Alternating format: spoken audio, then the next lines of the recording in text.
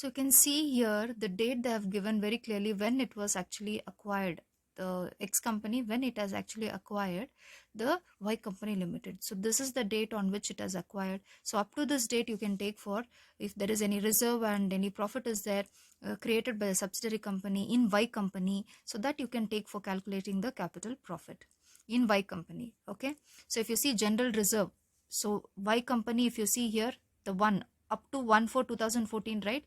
So you can see here general reserve and profit and loss. So this both can be taken, okay, 60,000 and 80,000. So that is 2 lakh and then 60,000 you can take for calculating the capital profit.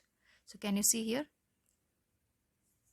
calculating the capital profit 2 lakh and then 60,000. Okay, so this cannot be taken. Profit during 14-15 cannot be taken for capital profit, but it can be taken for revenue profit. Why? Very simple. See the beginning, when is the ending date? So that they have mentioned here, the balance sheet when it ends 31st/3/2015. So if the ending is 31st/3/2015, then what will be the beginning? 1/4/2014.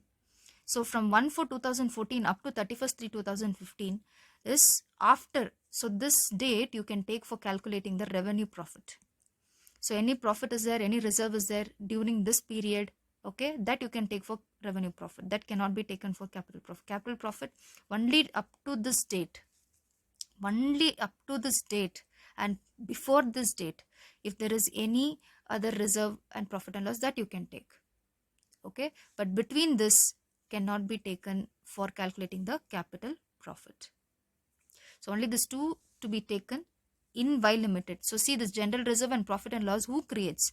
Subsidiary company. So obviously in the X limited only, Y limited only, the 2 lakh and 60,000 should be taken. Not whatever the the parent company has created, no general reserve, profit and loss, that we should not take.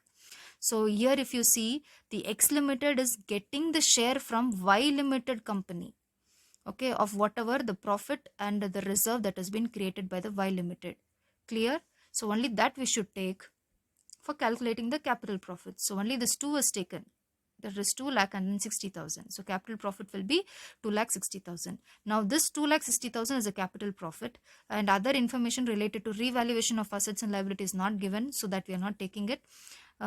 So capital profit is total how much? 2 lakh 60,000. So this 2 lakh 60,000 will be enjoyed by the parent company and minority shareholders using that ratio. See this ratio, 4:1.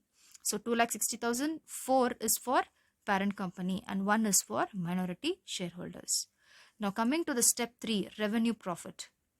So revenue profit, so whatever is there in 14-15, that is the date 1/4/2014 up to 31st/3/2015.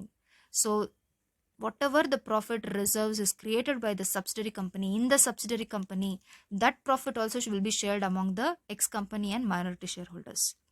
Is that clear? Only that should be taken for revenue profit. So if you see in this question, very clearly they have given here, only profit is there, that to here 14-15. So 14-15 means what? It is nothing but this date. Okay, 1/4/2014 till 31st/3/2015. So after acquisition, whatever profit created by the subsidiary company, please understand, created by subsidiary company, sorry, not this, created by the subsidiary company. So this profit, okay, created in the subsidiary company.